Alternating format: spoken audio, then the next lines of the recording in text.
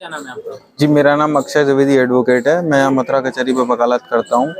ये घटना दिनांक 31/12/2025 की है, जब पहली बार ये लोग हमारे घर पर अतिक्रमण करने के लिए घुसे। अतिक्रमण करने की सूचना मौके पर पुलिस को दी गई। 112 की पुलिस आई, लगातार 4 बार कॉल करा। 4 बार कॉल करने के बाद भी पुलिस जब मौके पे आई, पुलिस ने देखा, उन्होंने कहा जैसी यथास्थिति है वैसी रहने दें। हमने उस समय भी उन लोगों से कहा यदि आपकी ज़मीन है तो हमें नहीं चाहिए, आपकी ज़मीन है आप ले जाइए, आप अपने अभिलेख लेके थाने पर पहुंचिए। उक्त लोग फिर भी थाने पर लेके नहीं पहुंचे। जब हमने उक्त घटना की जानकारी 31/12/2025 को ही थाने पर जाके दी, थाने पर जाके वहाँ पर मुंशी वगैरह को उन्होंने कहा मैंने चौकी इंचार्ज को उस घटना के बारे में आपकी प्रार्थना पत्र भेज दिया, वो जाँच करेंगे।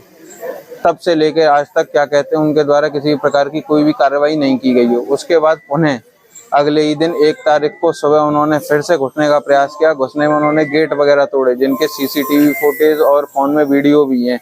माने नहीं। उसके बाद फिर 1 तारीख को हमने लिखित प्रार्थना पत्र एसएसपी महोदय के यहाँ पे बाकायदा प्रस्तुत होके दिया। उस पर भी किसी प्रकार की कोई कार्रवाई नहीं की गई।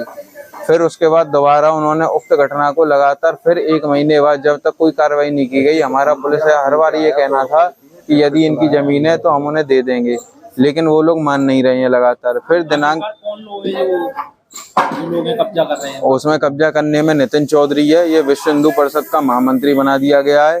इसका छोटा भाई है नितेश है, विपिन उपाध्याय, गोरेदाऊ जी के महंत वगैरह हैं। ये सब लोग कब्जा करना चाहते हैं। इनको पीछे से श्रेय दे रहे हैं कन्हैयालाल अग्रवाल, जो इस समय प्रांत अध्यक्ष हैं। यदि इनकी संपत्ति है तो हमें कोई नहीं चाहिए। ये लोग जबरदस्ती कब्जा करने का प्रयास कर रहे हैं। पूर्व में भी एक इन्होंने इसी प्रकार से गोरेदाऊ आश्रम में एक महिला के साथ मारपीट करी थी, जिनकी भी वीडियो वगैरह वायरल हुई थी। उसमें इन लोगों के खिलाफ एफआईआर दर्ज की गई थी। इन लोगों ने इसी प्रकार का इनका ये काम है। ये लगातार विश्व हिंदू परिषद की आड़ में, आरएसएस की आड़ में, भाजपा की आड़ में इस प्रकार की घटनाओं को अंजाम दे रहे हैं।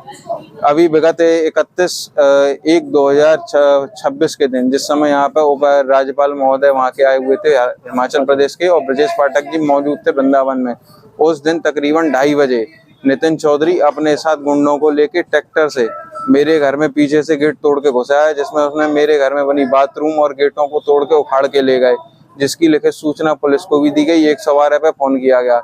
पुलिस के द्वारा 112 पे ये कहा गया कि हमें आप बार बार फोन ना करें। आज से 31 तारीख से लेके आज तक का दिन है। उसके अगले दिन मैंने व्यक्तिगत उपस्थित होकर एप्लीकेशन दी। मेरे साथ मारपीट की गई। मारपीट के भी मैंने कहा इनके साथ जांच कराई जाए, मेडिकल भी हुआ। अभी तक कोई एफआईआर लिखी नहीं गई। उसके लिए 1 तारीख को जब मैंने यहाँ पे 1 फरवरी को यहाँ प्रार्थना पत्र दिया एसएसपी साहब महोदय को, तो एसएसपी साहब ने उस पर जांच कर मुकदमा दर्ज करने के आदेश किए गए, जैसा मुझे जानकारी प्राप्त हुई है। उसके बावजूद भी अभी तक किसी प्रकार का कोई मुकदमा दर्ज नहीं किया। लोकल पुलिस पूरा उनका समर्थन कर रही है। किसी प्रकार से हमारा सहयोग नहीं किया जा रहा है प्रशासन के द्वारा। आज के अभी भी वर्तमान में उक्त सभी लोग मेरे उस स्थान पर मौजूद हैं। ट्रैक्टर लेके कब्जा करने में जो भी मेरा वहाँ पे सामान पड़ा हुआ सब उठा के ले जा रहे हैं। मेरे निर्माण को पूरी तरह क्षतिग्रस्त कर रहे हैं। मान नहीं रहे हैं, बाज नहीं आ रहे हैं। घर पे हमारे पे बहन बेटियां, हमारी माता बहनें सब अकेली मौजूद हैं। उक्त लोगों को रोकने का निरंतर प्रयास जारी है, लेकिन वो लोग रुक नहीं रहे हैं। अभी आप एसएसपी साहब से मिले, उन्होंने क्या आपको? एसएसपी साहब ने ये कहा है कि मैं अभी फोन कर दूंगा, उक्त लोग आपकी संपत्ति पे अभी दाखिल नहीं होंगे जब तक उसकी जांच नहीं कर दी जाएगी। लेकिन उक्त लोग बाज नहीं आ रहे हैं। यही उन्होंने इस प्रकार के आश्वासन कल भी दिए थे।